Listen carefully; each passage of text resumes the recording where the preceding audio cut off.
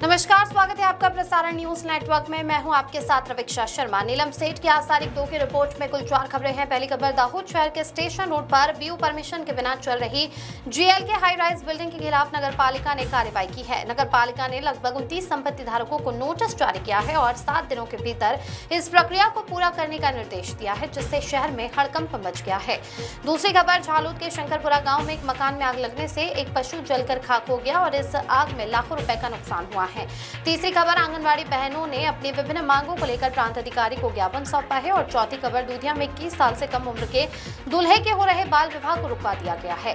आइए इन खबरों पर विस्तार से नजर डालने से पहले आपसे अनुरोध है कि प्रसारण न्यूज चैनल को लाइक और सब्सक्राइब करें। तो चलिए अब इन खबरों पर नजर डालते हैं। पहली खबर, दाहोद शहर में बिल्डिंग यूटिलाइजेशन परमिशन के बिना चल रही हाई राइज इमारतों के खिलाफ नगर पालिका प्रशासन एक्शन में आ गया है। स्टेशन रोड इलाके में स्थित जीएल के टावर से 29 से अधिक संपत्ति धारकों को नगर पालिका द्वारा एक साथ नोटिस जारी किया गया है और आवश्यक प्रक्रिया पूरी करने के लिए 7 दिनों का समय दिया गया है। नगर पालिका प्रशासन द्वारा स्पष्ट चेतावनी दी गई है कि यदि समयावधि के दौरान बिल्डिंग यूटिलाइजेशन परमिशन के लिए आवश्यक कार्यवाही नहीं की गई तो आगामी 7 दिनों के बाद बिल्डिंग की सभी संपत्तियों को सील करने की कार्यवाही की जाएगी।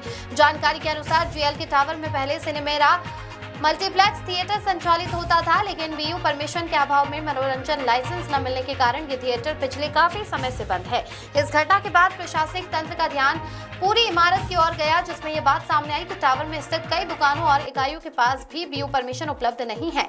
हालांकि अब इस मामले में नगर पालिका और प्रशासन द्वारा सख्त कार्रवाई शुरू कर दी गई है। प्राथमिक कदम के रूप में नोटिस दिए जाते हैं। बिल्डिंग के संपत्ति धारकों में हड़कंप का माहौल बन गया है और आवश्यक दस्तावेजी प्रक्रिया पूरी करने के लिए भागदौड़ शुरू हो गई है।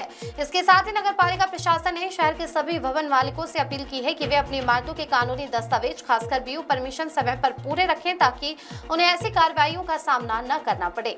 अगली खबर, झालोद तालुका के शंकरपुरा गांव में शुक्रवार की सुबह एक आदिवासी परिवार के लिए कालमुखी साबित हुई। गांव के आश्रम फलिया में रहने वाले कनुभाई गजाभाई डामोर के घर पर तड़के 4 बजे जब परिवार और ग्रामीण गहरी नींद में थे, तब अचानक शॉर्ट सर्किट होने से भयंकर आग भड़क उठी।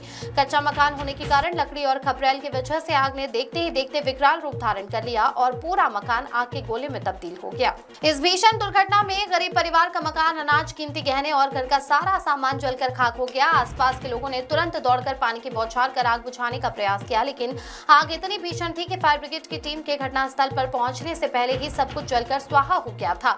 इस आग में मकान में रखी 1200 ग्राम चांदी, फ्रिज, अलमारी, मशीन और अन्य कीमती सामान जलकर कुल 7 लाख का भारी नुकसान होने का प्राथमिक अनुमान है। निर्माण की दृष्टि से मकान के 4000 खपरेल और 150 लकड़ी की बल्लियां भी आग में भस्म हो गई। इस दुर्घटना में घर में बंधी एक मूक बकरी की भी आग में झुलसने से दर्दनाक मौत हो गई।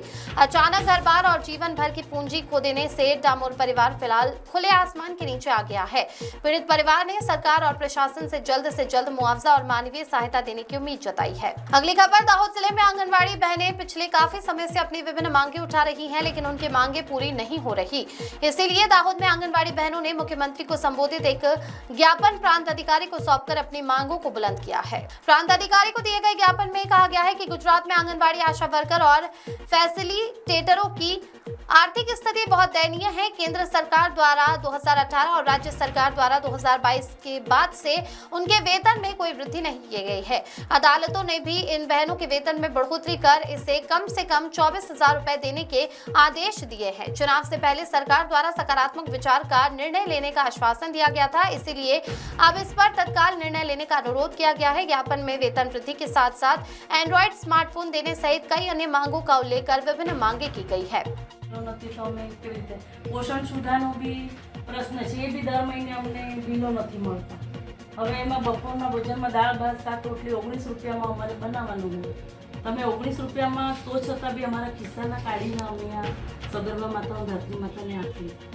અને અધિકારીઓ અમને એટલું બધું ટોર્ચર કરે કે તમે આમ નથી કરતા। હવે એમએમવાયનો જથ્થો એમાં દાળ અને તેલ અને ચણા આવતા હતો, તો હવે પહેલાં જ્યારે 2022માં ચાલુ થયું ત્યારે દાળ આવે તો 4-5 મહિને તેલ આવે તો 4-5 મહિને ચણા આવે। હવે એક સાથે નાસ્તો આવતો તો અમને એપ્રુવલ આપી અને અમે ઓટીપી દ્વારા કરી શકતા હતા, પણ હવે તે ઘડીએ નાસ્તો એક સાથે આવે નહીં તો ઓટીપી દ્વારા થવે નહીં। હવે 2022 ત્યાં સુધીના અમારી પાસે ઓટીપીથી તમે વિતરણ બતાવો તો એ થતું નથી। હવે લાભાર્થી જ્યારે અમે એડ કર્યા ત્યારે એમના પપ્પાના નામે આધાર કાર્ડ હતું એ ટાઈમે અમે એમને આપી દીધું હતું.